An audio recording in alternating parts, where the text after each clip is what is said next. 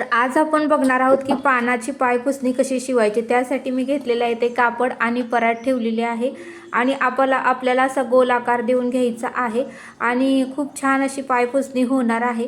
तर बघू शकता अशा पद्धतीने मी परात ठेवून आता कटिंग करून घेणार आहे आणि आपल्याला एक अस्तर पण मैत्रिणींनो लावायचा आहे आणि अस्तर म्हणजे थोडंफार आपल्याला जाडपणा येण्यासाठी आपल्याला आतमध्ये सुद्धा थोडेसे कपडे घालून घ्यायचे आहेत। तर अशा पद्धतीने मी कटिंग करून घेत आहे। तर बघू शकता आपल्याला आता जो वरचा आहे फॅब्रिक तो मी कटिंग केलेला आहे। आता आतमध्ये जे घालायचं आहे ते पण आपल्याला कटिंग करायचं आहे। तर बघू शकता आता हे आतमध्ये आपल्याला घालून घ्यायचं आहे।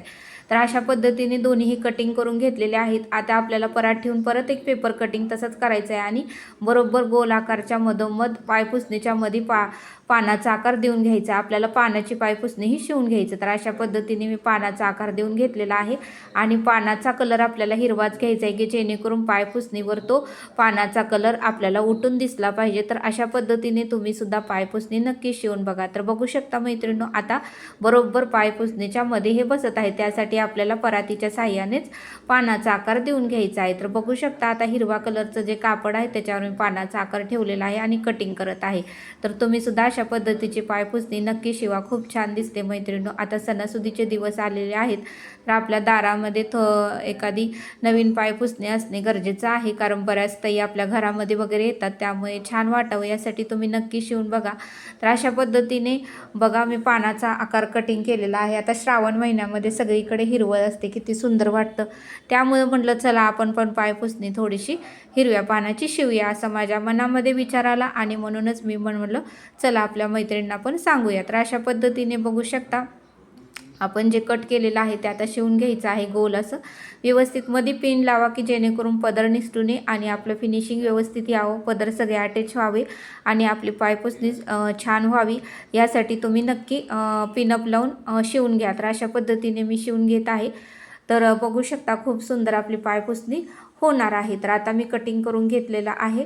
तर बघू शकता आता आपल्याला काय करायचं आहे, पान शिवून घ्यायचं आहे। पानाला पण आपल्याला अस्तर लावायचं आहे आणि पान आपल्याला सवच्छ करून घ्यायचं आहे। बघू शकता पानाला पण आपल्याला पिन लावून घ्यायचे आहे की जेणेकरून कापड तिकडे होऊ नये। आपल्याला पानाचं देठ पण काढून घ्यायचं आहे। अशा पद्धतीने मी देठ काढून घेतलेला आहे आणि देठाच्या साईडने आपल्याला सवच्छ करून घ्यायचं आहे आणि सवच्छ केल्यानंतर आपल्याला बरोबर दाब टिप मारून ती पान आपल्याला पायपुसणीला अटॅच करायचं आहे। तर खूप छान मैत्रिणींनो होतो। आता आपल्याला छोटे छोटे कट्स घालून घ्यायचे आहेत की जेणेकरून उलट केल्यानंतर त्याचा आकार वगैरे व्यवस्थित यावा। तर बघू शकता अशा पद्धतीने मी उलट करून घेत आहे। तर तुम्ही सुद्धा अशा पद्धतीने उलट करून घ्या। बघू शकता मी उलट करून घेतलेला आहे, दाब टिप पण मारून घेतलेली आहे।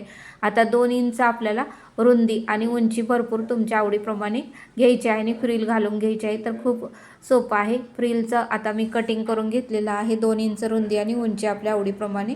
फ्रिल तुम्ही जर जास्त जवळजवळ घालणार असेल तर जास्त लागेल, थोडं सुटसुटीत घालणार असेल तर कमी लागेल। अशा पद्धतीने फ्रिल घालून घेत आहे मी आणि आता आपल्याला चौबाजूनेही फ्रिल लावून घ्यायची आहे। बघू शकता फ्रिल शिवून झालेले आहे। आता आपल्याला काय करायचं आहे, पान आधी अटॅच करून घ्यायचं आहे।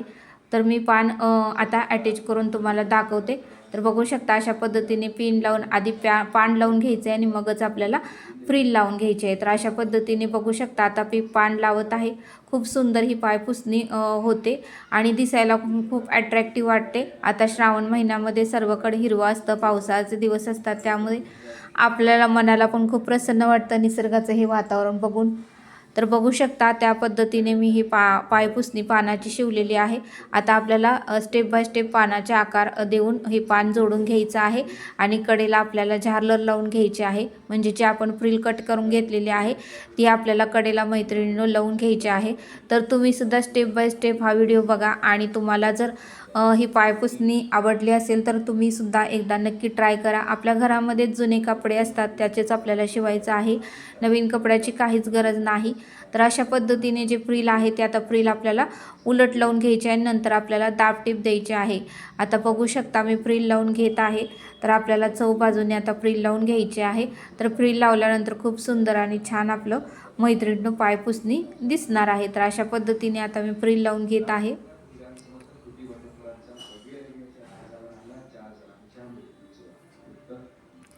तर अशा पद्धतीने आपल्याला फ्रिल लावून घ्यायची आहे की जेणेकरून ते दिसताना सुद्धा खूप सुंदर दिसणार आहे फ्रिल लावल्यामुळे. तर तुम्ही सुद्धा एकदा ही पायपुसणी नक्की ट्राय करा. आणि हा व्हिडिओ कसा वाटला मला नक्की कमेंट करून सांगा. व्हिडिओ आवडल्यास लाईक, शेअर आणि सबस्क्राईब करा. तर बघू शकता आपली पायपुसणी रेडी झालेली आहे, तयार झालेली आहे. फ्रिल मी लावून घेतलेली आहे.